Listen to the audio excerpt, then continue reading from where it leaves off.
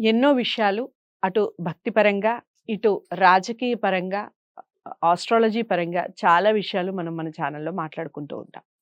అయితే మాసం మారింది అంటే ఖచ్చితంగా ప్రతి ఒక్కళ్ళు చాలా వరకు చూసేది రాశి ఫలాలే. ఇక మేషరాశి మొదలు మీనరాశి వరకు వివిధ రాశుల యొక్క ఫలితాలు ఏ విధంగా ఉన్నాయి? అదేవిధంగా లక్ష్మీదేవి అనుగ్రహం పొందాలి అంటే ఏం చేయాలి? ఎలాంటి మంత్రాన్ని ఉపదేశించాలి? లేదా ఎలాంటి మంత్రోచ్చారణ వలన మనకి లాభాలు కలుగుతాయి? ఈ విషయాలన్నీ కూడా తెలుసుకునే ప్రయత్నం చేద్దాం. నమస్కారం రఘు. నమస్తే. రఘుప్రియ గారు, ఇక తదుపరి రాశి వృషభ రాశి. ఆ! వృషభ రాశి వారికి ఏ విధంగా ఉందండి జూలై మాసం? వృషభ రాశిలో కృత్తిక 2, 3, 4 పాదాలు, రోహిణి 4 పాదాలు, మృగశిర 1, 2 పాదాలుగాను ఉంది. అయితే ఈ నెల వీళ్ళకి మిశ్రమ ఫలితాలు గోచరిస్తున్నాయి. ఓకే. వృత్తి వ్యాపారాలు అనుకూలంగా సాగుతాయి. ఆదాయం బావుంటుంది. దీర్ఘకాలిక అనారోగ్యం ఏదైనా ఉంటే గత నెలలో ఇప్పుడు వాళ్ళు మంచి ఆరోగ్యాన్ని పొందుతారు. ఓకే. అంటే అనారోగ్యం నుంచి బయటపడతారు. చేపట్టిన వ్యవహారాలందు అంటే ఏవైనా కార్యక్రమాలు చేపడితే సక్సెస్ అవుతారు. తర్వాత బంధుమిత్రులను కలుసుకుంటారు. సమాజంలో గౌరవ మర్యాదలు పెరుగుతాయి. నూతన వస్తు వాహనాలు కానీ ఏవైనా కొనుగోలు చేసే అవకాశాలు కనబడుతున్నాయి. అయితే ఫైనాన్స్ వ్యాపారాలకు మాత్రం కొంచెం అనుకూలంగా లేదు. ఓకే. వారు కొంచెం పరిహారం చెప్తాను, కంగారు పడాల్సిన పని లేదు. ఓకే. వారికి కొంచెం ఈ మాసము కొంచెం అంతగా లాభం లేదు. ఆలోచించి స్టెప్ వేయాలన్నమాట. అయితే దూర ప్రయాణాలు ఎవరికైనా సరే దూర ప్రయాణాలు లాభసాటిగా ఉంటాయి. ఏదైనా పని మీద వెళ్తే ఆ పని సక్సెస్ అవుతుందన్నమాట.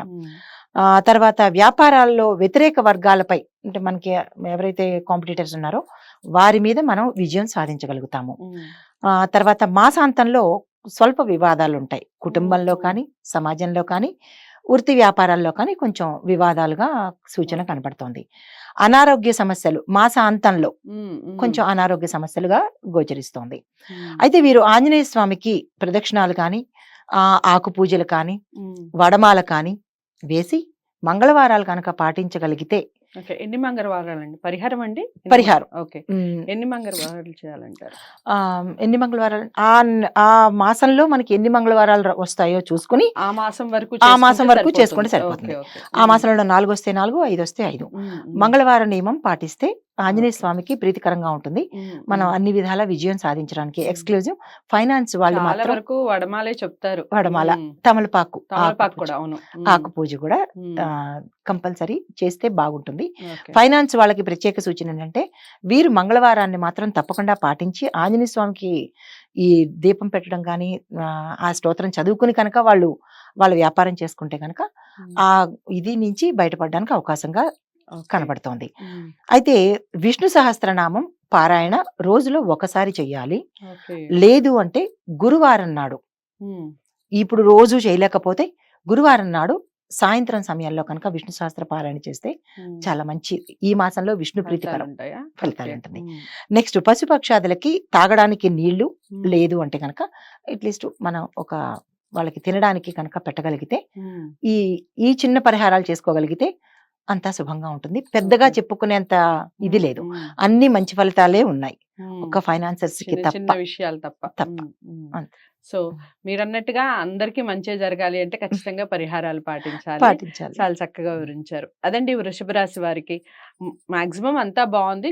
కొన్ని విషయాల్లో జాగ్రత్తలు వహించాలి. ముఖ్యంగా వ్యాపారస్తులకి చాలా చక్కటి సూచన చెప్పడం జరిగింది. పరిహారం అవి పాటించే ప్రయత్నం చేయండి. ఆంజనేయ స్వామి యొక్క ఏదైతే చెప్పారో పరిహారాలు అవి తూచా తప్పకుండా పాటిస్తూ జాతకాలని పరిశీలించుకోండి. జాతకాలని పరిశీలించుకొని మీరు పరిహారాలు చేసుకుంటే ఇంకా మంచి ఫలితాలు ఉంటాయి. 100% రిజల్ట్ రావాలంటే జాతకమే ఇంపార్టెంట్. మొత్తం అందరికీ సంబంధించి ప్రపంచవ్యాప్తంగా ఉన్నటువంటి అందరికీ సంబంధించి చెప్పడం కాబట్టి ఇది ఓవరాల్గా చెప్పడం జరుగుతుంది. గోచారిత్యం మీరు చూయించుకుంటేనే దానికి తగ్గ ఫలితం చేసుకుంటే ప్రతిఫలం బాగుంటుంది. సో నచ్చింది అనుకుంటున్నాను వీడియో. తప్పకుండా లైక్ చేసి మరి షేర్ చేయండి. ఛానల్ని సబ్స్క్రైబ్ చేసుకోండి. తదుపరి రాశితో మళ్ళీ కలుస్తాను. నమస్తే.